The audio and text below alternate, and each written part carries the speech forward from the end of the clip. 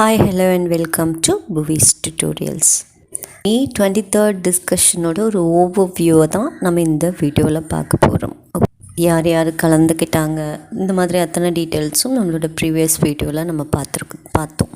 So அந்த மே 23rd டிஸ்கஷனை பொறுத்த வரைக்கும் சென்ட்ரல் கவர்மெண்ட் 2 ஆப்ஷன்ஸ் கொடுத்தாங்க. ஃபர்ஸ்ட் ஆப்ஷன் பிரகாரம் அவங்க சொன்ன விஷயம் இதுதான். எக்ஸாம் அவங்க டிசைன் பண்ணக்கூடிய அவங்க அலாட் பண்ணக்கூடிய அந்த சென்டர்ஸில் மட்டும்தான் ஸ்டூடெண்ட்ஸ் போய் எழுதணும். இந்த ஆப்ஷன் ஏயை பொறுத்த வரைக்கும் ஸ்டூடெண்ட்ஸ் லாங்குவேஜஸ் எழுத வேண்டிய அவசியம் இருக்காது. ரிமைனிங் உங்களுக்கு 4 மேஜர்ஸ் இருக்கும் இல்லையா. ஸோ சப்போஸ் ஃபர்ஸ்ட் குரூப்புன்னு பார்த்தீங்கன்னா மேக்ஸ், ஃபிசிக்ஸ், கெமிஸ்ட்ரி, பயாலஜி ஒரு கம்ப்யூட்டர் சயின்ஸ் அந்த கேட்டகரி. இதே ஆர்ட்ஸ் கிட்ட வந்தீங்கன்னா economics, commerce, accountancy, computer science ஒரு பிஸ்னஸ் மேக்ஸ் இது மாதிரி. ஸோ இந்த ரிமைனிங் 4 மேஜர்ஸ் மட்டும் எழுதுகிற மாதிரி வரும். இதோட கொஸ்டின் பேட்டர்ன், மேக்ஸிமம் மார்க் எல்லாமே இப்போ நம்ம எவ்வளோ வச்சுருக்கோமோ அதே போல் தான். ஸோ அந்த லாங்குவேஜ் சப்ஜெக்ட்ஸோட மார்க் அவங்க எப்படி அசஸ் பண்ணுவாங்கன்னா, இந்த 4 மேஜர்ஸில் நீங்கள் எவ்வளோ மார்க் எடுக்கிறீங்களோ அந்த ஆவரேஜை கேல்குலேட் பண்ணி உங்களுக்கு லாங்குவேஜுக்கு அவங்களாவே மார்க்கை அசஸ் பண்ணி போட்டு உங்களோட மார்க் ஷீட்டில் கொடுத்துடுவாங்க. ஸோ இந்த ஆப்ஷன் ஏ எக்ஸாமுக்கு அவங்க அலாட் பண்ண டியூரேஷன் டைமிங் பார்த்திங்கன்னா 3 months. அவங்க கிளியராக சொல்லியிருக்காங்க. 1 month pre exam activities, exam சம்மந்தப்பட்ட வேலைகளெல்லாம் செய்கிறதுக்கு அவங்களுக்கு 1 month. ஏன்னா அடுத்து ஒரு 2 months பார்த்திங்கன்னா உங்களுக்கு எக்ஸாம் கண்டக்ட் பண்ணி ரிசல்ட் டிக்ளேர் பண்ணி மார்க் ஷீட் எல்லாம் இஷ்யூ பண்ணி உங்களை கிளியராக பாஸ் அவுட் பண்ணுறதுக்கு அங்கிட்ட ஒரு 2 months. ஸோ ஓவரால் இந்த ப்ராசஸ் கம்ப்ளீட் பண்ணுற டியூரேஷன் உங்களுக்கு 3 months.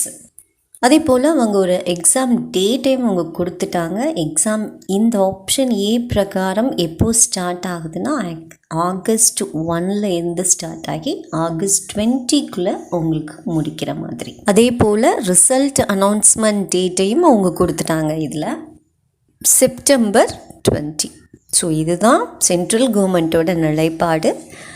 சிபிஎஸ்சி எக்ஸாம் ஆகட்டும் இல்லைன்னா ஸ்டேட் போர்டு பப்ளிக் எக்ஸாம் ஆகட்டும். ஓகே, இது ஆப்ஷன் ஏ பிரகாரம்.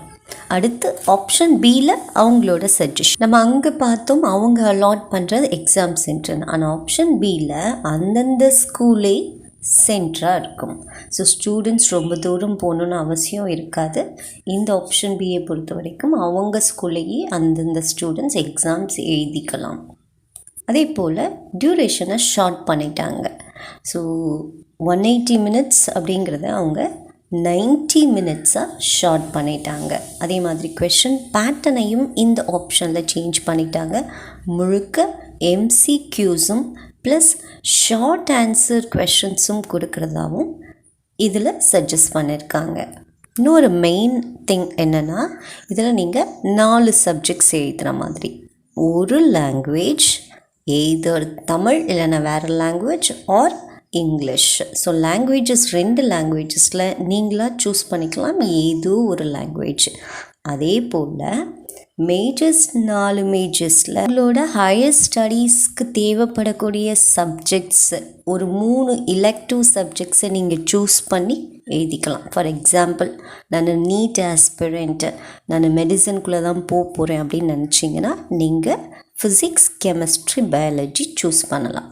இல்லை நான் இன்ஜினியரிங் ஆஸ்பிரண்ட் ஜேஇஇ பண்ண போகிறேன் அப்படின்னா நீங்கள் மேக்ஸ், ஃபிசிக்ஸ், கெமிஸ்ட்ரி சூஸ் பண்ணிக்கலாம். ஸோ ஒரு லாங்குவேஜ் 3 மேஜர் சப்ஜெக்ட்ஸ் நீங்கள் சூஸ் பண்ண போகிற ஹையர் ஸ்டடீஸ் தகுந்த மாதிரி. அது மாதிரி தான் ஆர்ட்ஸ் குரூப், காமர்ஸா, அக்கௌண்டன்சியோ இல்லை எக்கனாமிக்ஸோ சூஸ் பண்ணிக்கலாம். இல்லைனா வேறு 3 மேஜர்ஸ் சூஸ் பண்ணிவிட்டு ஒரு லாங்குவேஜ் சூஸ் பண்ணிக்கலாம்.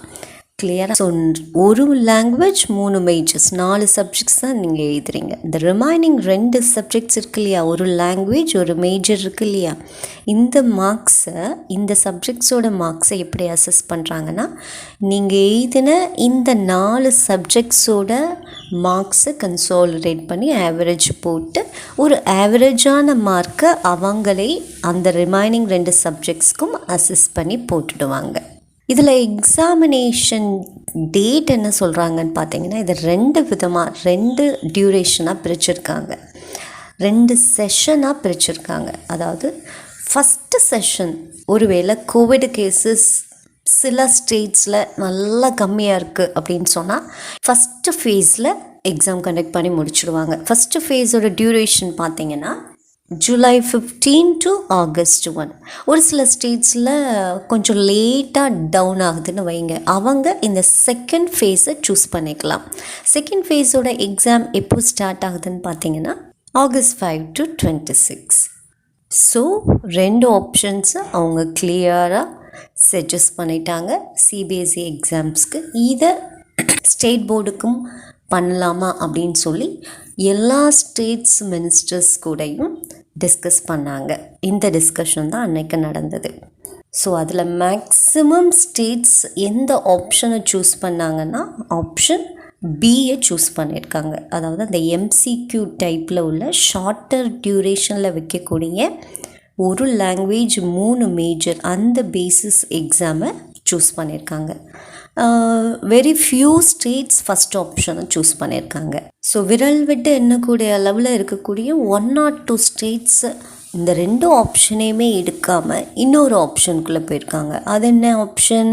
12th எக்ஸாமே வேண்டாம் அப்படின்னு போயிருக்காங்க. ஆப்ஷன் ஏலையும் இல்லாமல் பிலையும் இல்லாமல் ஆப்ஷன் சி, அதாவது 12th எக்ஸாமே வேண்டாம் அப்படிங்கிற கேட்டகரிக்குள்ளேயும் போகாமல் சில ஸ்டேட்ஸ் என்ன பண்ணியிருக்காங்க, அவங்க நிலைப்பாடுகள் எல்லாத்தையும் எக்ஸ்பிளைன் பண்ணியிருக்காங்க. இப்படி பண்ணலாம் அப்படி பண்ணலாம் அப்படின்னு சொல்லி இன்னும் சில சஜஷன்ஸ் அவங்க கொடுத்துருக்காங்க. அந்த மாதிரியான ஸ்டேட்ஸு ஆப்ஷன் ஏயும் எடுத்துக்கல, பியும் எடுத்துக்கல, எக்ஸாம் வேண்டான்னு சொல்லலை. ஸோ அந்த சுச்சுவேஷனில் சென்ட்ரல் கவர்மெண்ட் அவங்க என்னெல்லாம் சஜஷன்ஸ் சொல்கிறாங்களோ அது எல்லாத்தையும் ஒரு டிராஃப்டாக, ஒரு ரஃப்பாக ஒரு ஃப்ரேம் பண்ணி இன்றைக்கி டியூஸ்டேலேயே ஒரு டிராஃப்ட் ரெடி பண்ணி அவங்களுக்கு சென்ட் பண்ண சொல்லியிருக்காங்க. ஸோ அவங்க அது எல்லாத்தையும் கன்சாலிடேட் செஞ்சு டிஸ்கஸ் பண்ணி ஃபைனலைஸ் பண்ணி இன்னும் ஒரு 2 daysக்குள்ளே அவங்க ஒரு தெளிவான இன்ஃபர்மேஷனை நமக்கு சொல்லலாம்.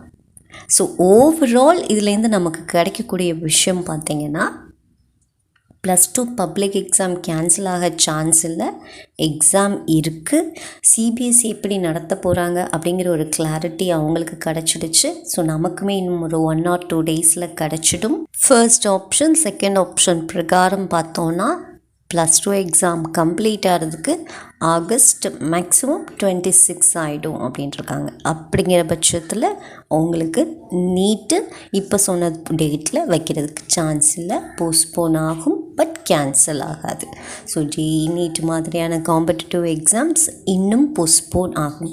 இதுக்கடையில் ஒரு நியூவஸ்ட் அப்டேட் என்னென்னா நீட் 2021க்கான ரெஜிஸ்ட்ரேஷன் அப்ளிகேஷன் ஜூலை 1 ஸ்டார்ட் பண்ண போகிறாங்க அப்படிங்கிற ஒரு நியூவஸ்ட் அப்டேட்டும் கிடச்சிருக்கு. ஸோ டிலே பண்ணாமல் அப்ளை பண்ண ஆரம்பிச்சிடுங்க ஜூலை 1 ஓகேயா?